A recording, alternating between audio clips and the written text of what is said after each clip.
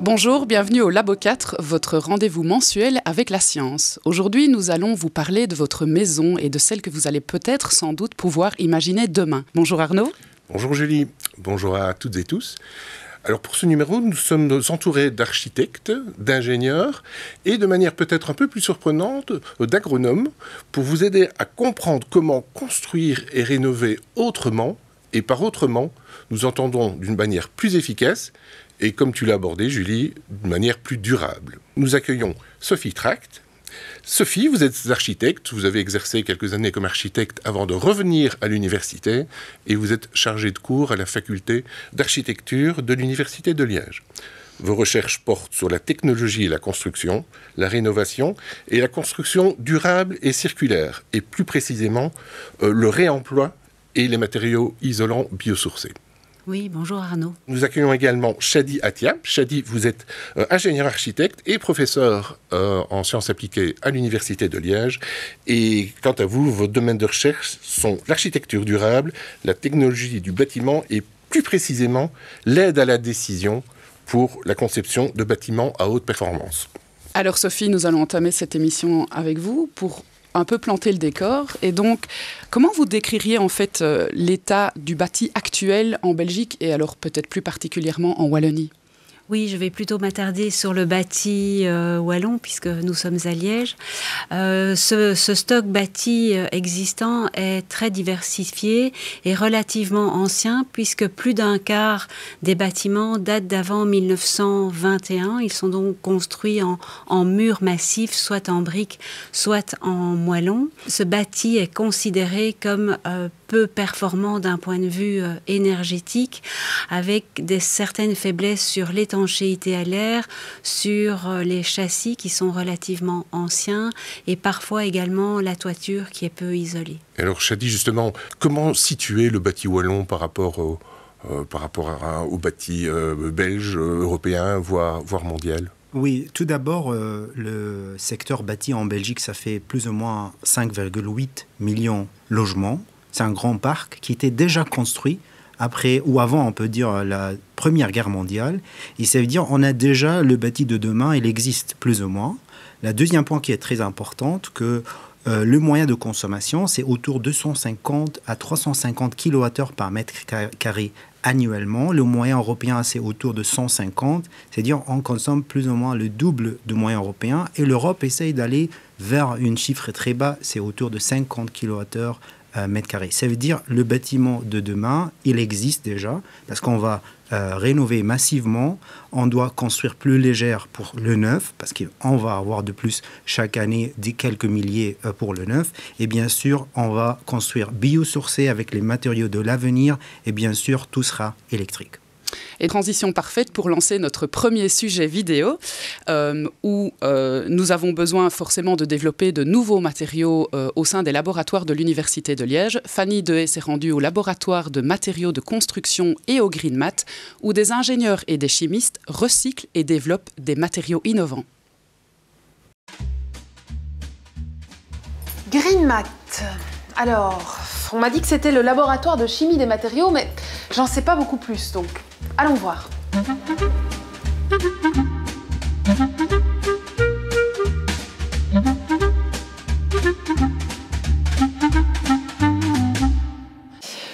Bonjour Jennifer. Bonjour. Alors, qu'est-ce qu'on fait concrètement ici ? Donc ici, je suis en train de tester les propriétés d'une cellule électrochrome. Donc c'est une cellule qui va avoir la propriété de changer de couleur quand on va lui appliquer une différence de potentiel, donc quand on va lui appliquer un courant électrique. D'accord. Et on les retrouve où, ces cellules-là ? Donc l'idée, c'est de pouvoir les placer sur les vitrages existants des maisons pour pouvoir en fait gagner en efficacité énergétique des bâtiments. D'accord. Dans la mesure où pour l'instant, on a déjà une bonne isolation des bâtiments grâce au triple vitrage ou au double vitrage. Mais l'idée, c'est vraiment d'amener une fonctionnalité en plus à ce vitrage en activant ses propriétés de transparence à la lumière dans le visible ou dans l'infrarouge. Donc ça veut dire qu'il pourrait soit laisser passer la chaleur, soit la filtrer en fonction de la température à l'extérieur du bâtiment. Alors il faut savoir que sur le marché actuellement, il existe déjà des vitrages électrochromes, mais soit ils laissent passer toute la lumière visible et infrarouge, soit ils bloquent toute la lumière visible et infrarouge. Ici, nous on a deux fonctionnalités différentes au niveau de nos cellules électrochromes qui permettent de bloquer sélectivement le visible ou la chaleur. D'accord. Et alors au niveau du rendu, ce sera quoi? Un espèce de petit filtre qu'on va... Comment on va poser ça sur le vitrage? Donc en fait, on va utiliser une espèce de peinture qu'on va venir déposer sur le verre en différentes couches successives, parce que ces matériaux peuvent être considérés comme des batteries optiques. Donc il va y avoir différentes couches, une anode, une cathode et un électrolyte entre qui va permettre le transfert des charges et donner lieu à ce changement de coloration de la matrice. Et donc on va venir déposer vraiment cette peinture avec un spray. Donc vraiment une technique très simple d'utilisation. Okay. Et puis on va venir refermer le dispositif pour avoir sa fonctionnalité complète. Ok.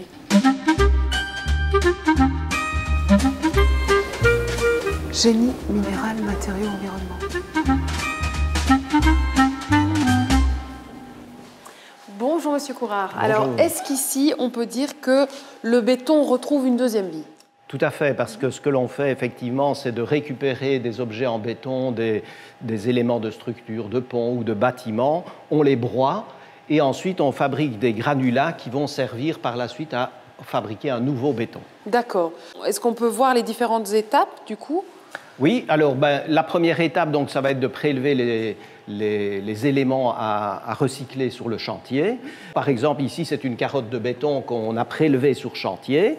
On va la broyer dans un broyeur et on va le granuler à différents calibres. Donc, vous avez ici des granulats grossiers, des granulats plus fins et des granulats encore plus fins. Et grâce à ces trois éléments, et plus, si possible, on va composer un nouveau béton. Et donc, on va proposer aux entreprises qui font appel à nous un béton qui a des qualités et des performances idéalement les mêmes que celles du béton d'origine ou qui vont permettre de fabriquer d'autres types d'éléments en béton par la suite. Et ça, du coup, qu'est-ce que c'est? Alors, ceci, c'est un béton un peu spécial. C'est un béton de miscanthus. Donc, on va cultiver du miscanthus dans un champ. On va ensuite prélever ces tiges et les broyer et les défibrer pour obtenir quelque chose qui a une dimension de l'ordre du centimètre. Ensuite, on va mélanger ces copeaux, si vous voulez, dans un mélange de chaux et de ciment. Et on va ensuite les assembler sous forme de blocs et qui permet alors d'obtenir un matériau qui a des propriétés isolantes d'un point de vue acoustique et thermique parce qu'il est plus léger. Et ça fait combien de temps que ça dure? Alors, ça fait une petite quinzaine d'années que l'on a vraiment développé de nombreuses collaborations avec les entreprises dans le cadre de projets de recherche à l'échelle régionale ou à l'échelle européenne. Okay. Les matériaux de recherche recyclés sont très importants. Ici, à l'Université de Liège, la recherche ne fait que commencer. Alors, Sophie, avec les nouveaux matériaux que nous venons de voir, le métier d'architecte doit certainement évoluer au niveau des coûts, au niveau des délais, au niveau des normes et à d'autres niveaux peut-être. Alors je dirais que le métier d'architecte se complexifie parce que la palette de matériaux sur le marché augmente sensiblement. Je dirais que chaque jour, il y a des innovations qui sortent pour le secteur de la construction. Mais il y a quand même un temps long entre le moment où l'innovation sort ou est créée du laboratoire et arrive sur le chantier de construction. Et à propos de matériaux, vous êtes chef de file de l'initiative d'innovation stratégique, l'IIS Valbowal, donc qui travaille sur le bois. Oui, exactement. Donc on essaye au travers de cette grande plateforme qui regroupe à peu près 60 partenaires d'aller vers une forêt plus résiliente, plus diversifiée, mais de la rendre également productive pour le développement de nouveaux matériaux, que ce soit en chimie verte ou en construction. Donc Shadi parle aussi des performances énergétiques. Quelles sont en fait les normes européennes en vigueur aujourd'hui ? En fait, nous sommes en révision de PEB. Vous connaissez PEB, ça s'applique maintenant pour tous les bâtiments. Et cette révision va changer le paradigme. On va abandonner le paradigme d'énergie vers une paradigme de neutralité de carbone. C'est-à-dire on va d'abord électrifier tous, on va arrêter le gaz naturel, le mazout, et on va commencer de préparer notre bâtiment, d'avoir des pompes à chaleur, de stockage pour l'eau chaude sanitaire, interagir avec les voitures électriques, et comme ça on peut arriver vers 2050 avec une parc de logements neutres au niveau carbonique. Après les matériaux de construction, nous allons maintenant étudier les matériaux d'isolation avec les couvertures végétales et évidemment les isolants biosourcés. Alors notre journaliste Fanny Dehaye nous emmène à la découverte de l'entreprise Vivus, une spin-off de l'Université de Liège, et elle se rend également au Centre d'études et de recherche sur les macromolécules.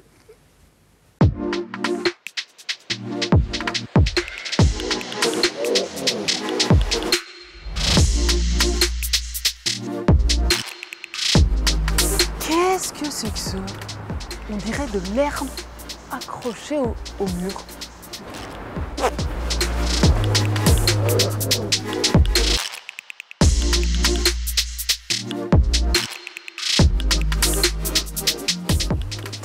Voilà Sylvain, qu'est-ce qu'on a devant nous? Une façade végétalisée qui est composée d'énormément de plantes locales et sauvages de la région, comme du thym, de l'origan, des plantes plus grasses, des graminées, de la sauge. Donc on a vraiment un panel de plantes pour accueillir la biodiversité. Et pourquoi on les met sur une façade du coup? Alors en ville, il y a moins d'espace au sol, donc les façades, c'est aussi l'opportunité en fait de développer la nature autrement. Hein. On a les toitures végétales, on a les aménagements urbains. Ici, l'idée, c'est de venir les placer à la verticale pour reconnecter les bâtiments à la nature.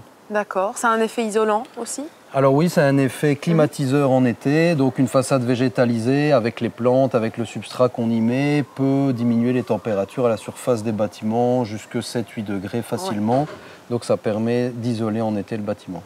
Oui, et du coup, j'imagine que ça demande de l'entretien pour le garder au maximum, quoi. Alors ce système de façade-ci, ça demande très peu d'entretien, c'est fait pour ça. Comme c'est des plantes sauvages qui se développent sur la façade, elles sont capables de se ressemer et sont assez tolérantes à la sécheresse, etc.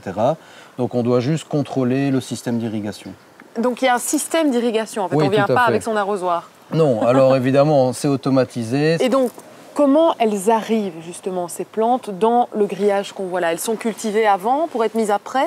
Oui, c'est ça. Chaque boîte que vous voyez ici a été préparée en serre, a été plantée selon un plan de plantation. Quand on voit que la végétation commence à bien se développer, on vient mettre les caissons sur la façade. Après, quand la végétation est partie, ça se développe et le mur commence à fleurir dès la première année.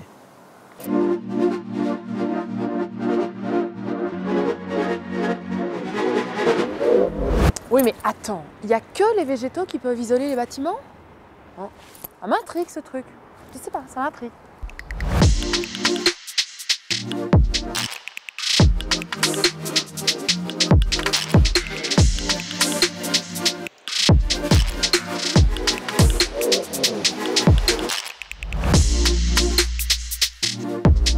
Christophe, bonjour. Qu'est-ce qu'on développe ici dans vos labos? Alors, on s'intéresse beaucoup à tout ce qui est mousse polyuréthane et à essayer de les développer par des voies qui sont plus respectueuses de l'environnement pour avoir un impact environnemental beaucoup plus faible que les produits actuels qui sont loin d'être idéaux, dirons-nous. Ceci, c'est un produit qui est utilisé dans votre habitation. C'est pour isoler les murs, pour isoler les toitures. C'est le produit le plus efficace qui soit pour l'isolation thermique. Le problème, c'est son mode de production. Donc, on utilise un produit qui est hautement toxique, qui sont les isocyanates. Donc ça, c'est déjà une très grosse problématique. Et la seconde problématique, c'est que ces produits sont très difficilement recyclables. D'accord. Ça veut dire que vous avez trouvé, du coup, des produits alternatifs pour que ce soit plus vert? Oui, tout à fait. D'accord. Tout à fait. Donc, ce qu'on essaie de faire, c'est de mimer cette chimie, mais en utilisant des produits qui sont notamment issus de la biomasse. Oui.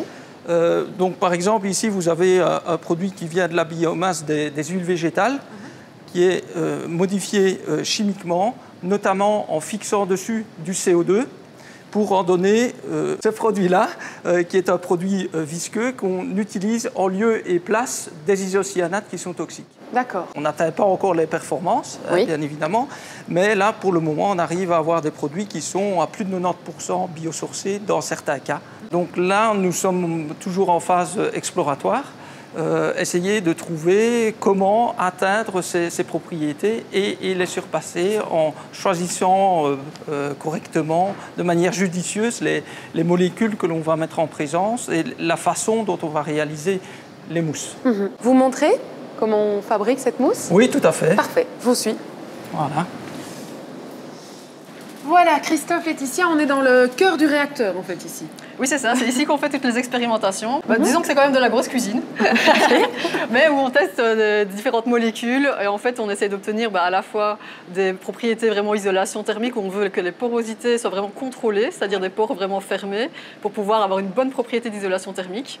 Ou si on veut, par exemple, plutôt isoler du son, à ce moment-là, on va essayer d'avoir des pores plutôt ouverts. Concrètement, qu'est-ce que vous allez faire? Qu'est-ce qui va se passer? Ici, d'abord, on a le matériau issu de la biomasse, donc le carbonate cyclique, et qui contient également le CO2. Et on va le mélanger avec l'agent moussant. Donc on a ici en 2 parties, plus l'amine qui va servir également à réticuler le matériau pour qu'il puisse mousser et s'expanser en même temps. Je vous montre? Oui, top.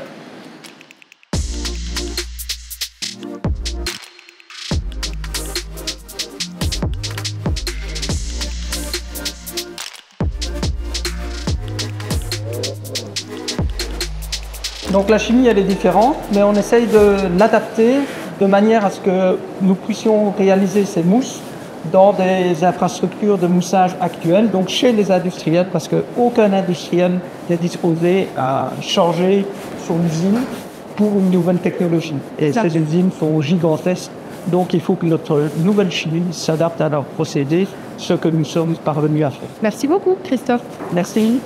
Alors, nous ont rejoint sur le plateau Grégory Mailly et Joël Privot. Grégory Mailly, bonjour. Bonjour. Vous êtes professeur au sein de l'axe biodiversité, écosystème et paysage de Jean Blou Agrobiotech. Et vous êtes d'ailleurs le cofondateur de la spin-off Vivus, dont on vient de parler dans le sujet. Joël Privot, bonjour. Bonjour. Vous êtes urbaniste et aménageur du territoire. Vous avez notamment intégré la Task Force Vesdre au lendemain des inondations, tristes inondations de juillet 2021. Et vous avez piloter le schéma stratégique du bassin versant de la Vesdre. Tout à fait. Alors, Grégory, le slogan de la spin-off Vivus, c'est « Développer la nature là où on ne l'attend pas ». Vous pouvez expliquer ?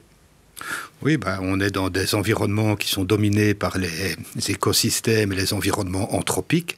Et donc, nous, on essaye de réintroduire la nature, justement, là où on ne l'attend pas, et notamment en dehors des réserves naturelles et des zones exceptionnelles. Et justement, comment conçoit-on le vivant comme matériau d'isolation et de climatisation ? Comment choisit-on les espèces ? Comment les organise-t-on ? Donc si on parle de murs végétaux et de toits végétalisés, la première fonction, c'est réintroduire la biodiversité en ville. Mais ce sont aussi des éléments qui participent à la climatisation de l'environnement, donc à l'extérieur du bâtiment, par essentiellement la transpiration des végétaux et la transpiration l'été qui crée une couche d'air, un peu comme les brumisateurs en terrasse. Vous allez, quand vous allez prendre un verre en terrasse. Et donc ça permet autour du bâtiment de créer une couche d'air avec des températures moins importantes, aussi de diminuer l'effet d'îlots de chaleur urbaine.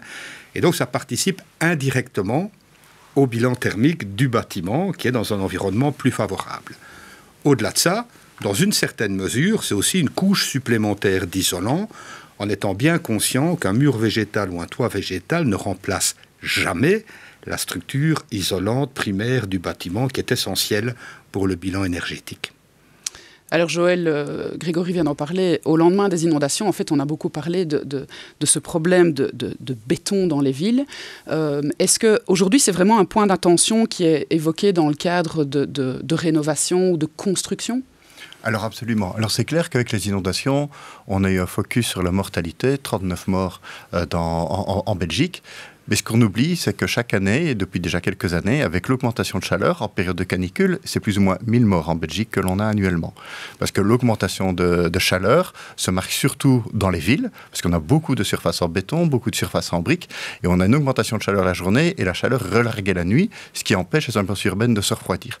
D'où tout l'intérêt que l'on a maintenant, c'est de retirer ce béton, retirer ces briques, ces pavés, un maximum de surface pour planter, végétaliser. Grégory l'a dit, les végétaux, ce sont de fameux brumisateurs naturels et en même temps permettre l'infiltration de l'eau. Donc on joue à la fois dans les villes en désartificialisant, désimperméabilisant, en plantant l'habitation, on réduit la chaleur et quand il y a de l'eau qui tombe, on permet à l'eau de s'infiltrer, de renourrir nos nappes. On parle aussi d'habitat low-tech qui pourrait être une possibilité pour demain.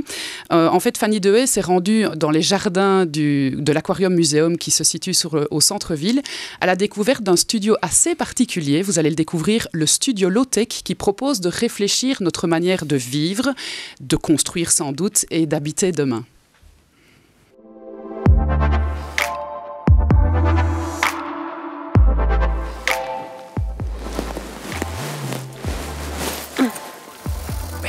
suis où, moi?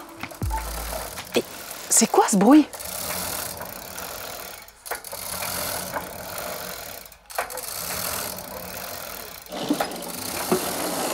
Mais qu'est-ce que vous faites, Audrey?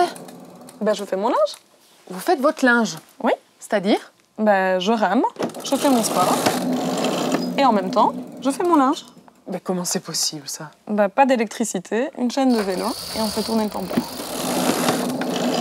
Pour 0 €, finalement. Pour 0 €, on envoie un peu d'eau, on fait un cycle de 10 minutes, on change l'eau, on rame de nouveau un deuxième cycle de 10 minutes. Puis si on veut, on change l'eau, on fait un troisième cycle, 30 minutes de sport et le linge est propre.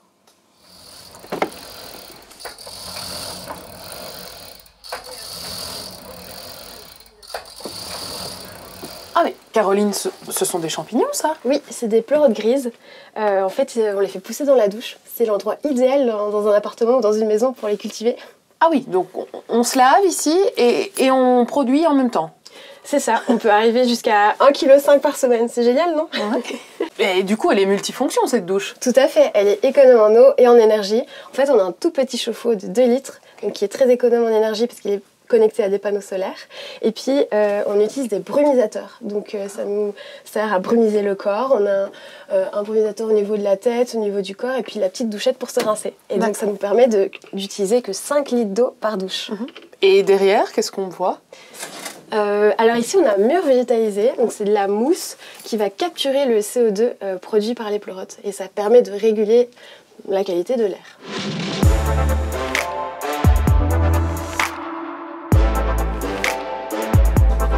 Dingue cette maison. Ah, Audrey, quelque chose me dit qu'on est dans la cuisine. C'est exact. Alors j'étais en train de décider pour ce soir, on part plutôt sur de la coriandre ou sur du basilic? Du basilic. Alors ici, on se trouve dans la bioponie pour avoir vraiment la production et la consommation avec le circuit le plus court qui soit. Donc nos plantes, nos légumes feuilles vont pousser dans des billes d'argile qui trempent directement dans un bac d'eau qui se trouve ici sous la bioponie. Alors le bac d'eau, il est alimenté par notre circuit où on récupère l'eau de la douche, l'eau de l'évier et on l'envoie dans la bioponie. On y ajoute un peu d'engrais. L'engrais, on peut y mettre différents types d'engrais. Nous, on a fait le choix d'y mettre de l'urine diluée à 1% qu'on va verser dans les billes d'argile pour récupérer du nitrate et alimenter nos plantes feuilles. D'accord. Et donc ici, on va sélectionner ce qu'on va manger ce soir. Oui. On va découper, préparer et envoyer dans la cocotte. On va programmer à partir de notre ordinateur de bord la cuisson pour qu'elle ait lieu au moment où on a le plus de soleil sur les panneaux solaires. D'accord. Ça va cuire dans un espace bien isolé, ça va cuire en cuisson lente et quand on rentrera ce soir, ce sera prêt, bien chaud. Et alors pour pouvoir faire revenir avec un peu d'huile et un peu de croustillant, on va ajouter une petite cuisson minute dans notre friteuse low-tech. Ok. Et l'ordinateur de bord que tu dis? Alors c'est le centre de contrôle de l'appartement pour le circuit 12 volts qui régit l'électricité sur l'ensemble de l'appartement. Okay. Il alimente notamment notre petit frigo 12 volts qui est bien isolé et qu'on va utiliser uniquement en été quand on a le plus d'énergie solaire. D'accord. En hiver, on va privilégier un stockage des légumes à l'extérieur. Ensuite, le reste du garde-manger, c'est sans électricité. Ici, on va conserver les aliments qui doivent respirer et dans le tiroir tout en dessous, on va conserver les aliments qui doivent rester dans le noir. Voilà, il ne manque plus que le bardage et puis ces 35 mètres carrés d'habitat seront une excellente proposition à la maison de demain. En tout cas, elle est pleine de promesses. Alors Joël, qu'est-ce qu'on doit faire en fait? Est-ce qu'on doit continuer à construire ou est-ce qu'il faut rénover?